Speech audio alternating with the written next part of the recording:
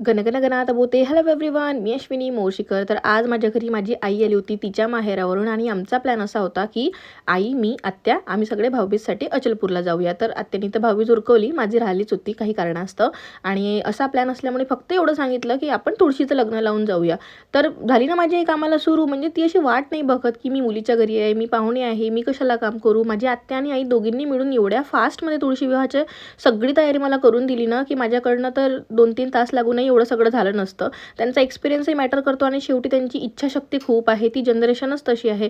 आणि मी तर इतक्या लवकर थकून जाते थोडं काही केलं की. आणि त्या दोघी असं बोलतात की आम्हाला कामं नसलं तर आम्हाला करमत नाही, आमचं अंग अकडून येते. माझीच आई अशी आहे की तुमची पण आई तुम्हाला तुमच्या घरी येऊन डायरेक्ट मदत करते, मला नक्की कमेंटमध्ये सांगा.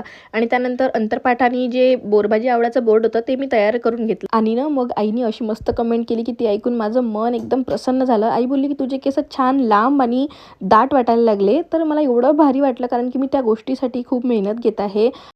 मेहनत म्हणजे फक्त असं नाही की हेअर पॅक लावलास आणि फेस पॅक लावला एवढंच नाही, तर मी चांगल्या चांगल्या गोष्टी ज्या हेल्दी आहे त्या खात आहे. बाहेरचं थोडं कमी करून टाकलेलं आहे, पूर्णपणे माझ्याकडनं कमी होत नाही, पण थोडंफार कमी केलेलं आहे. आणि इंटरनल जे जे पण आपण चांगलं फूड खाऊ शकतो तेवढा जास्त मी इंटेक घ्यायचा प्रयत्न करत आहे. तसं ही हिवाळा माझा फेवरेट ऋतू आहे, कारण की या सीझनमध्ये ना जेवढ्याही गरम गोष्टी तुम्ही खाल तेवढ्या चालतात, मला त्या सूट होतात. अदर जे असतात आपले सीझन, त्या सीझनमध्ये मला चेहऱ्यावर मग पिंपल्स वगैरे येतात, त्याच्यामुळे मी अवॉइड करते. पण हिवाळा माझा फेवरेट आहे, त्याच्यामुळेच मी भरपूर गोष्टी तुमच्यासोबत शेअरसुद्धा करत आहे की मी कोणते कोणते आता नाईट रिच्युअल म्हणा किंवा डेली म्हणजे काय काय गोष्टी इंटेक घेत आहे आणि त्याच्यामध्ये काय काय जास्त प्रमाण मी वाढवलेलं आहे. त्यानंतर सगळ्या तयाऱ्या आमच्या झालेल्याच होत्या म्हणून पटकन अंतरपाठ पकडला आणि मस्तपैकी शंकर महादेवांचे बस्ता मूवीमधले मंगलाष्टके आम्ही टी व्हीवर लावले.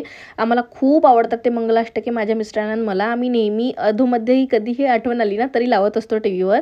मग मस्तपैकी आरती वगैरे करून घेतली आणि यानंतर माझ्या हत्यांनी मला छानपैकी लिंबाचं लोणचं घालून दिलं, जे झटपट बनतं. त्यासाठी काय करायचं ना, 30 लिंबू जर असले ना तर 15 लिंबूचा रस काढायचा, 15 लिंबू बिया वगैरे काढून मस्तपैकी बारीक कट करून घ्यायची. यामध्ये तुम्ही पूर्णपणे गुळाचं पावडर टाकू शकता किंवा साखर टाकू शकता किंवा फक्त गुळ साखर मिक्स करूनही ते घालू शकता. त्यात थोडंसं मीठ घालायचं. साखरेची चव जास्त चांगली येते, पण तुम्ही तुमच्या हेल्थनुसार ते चूज करू शकता.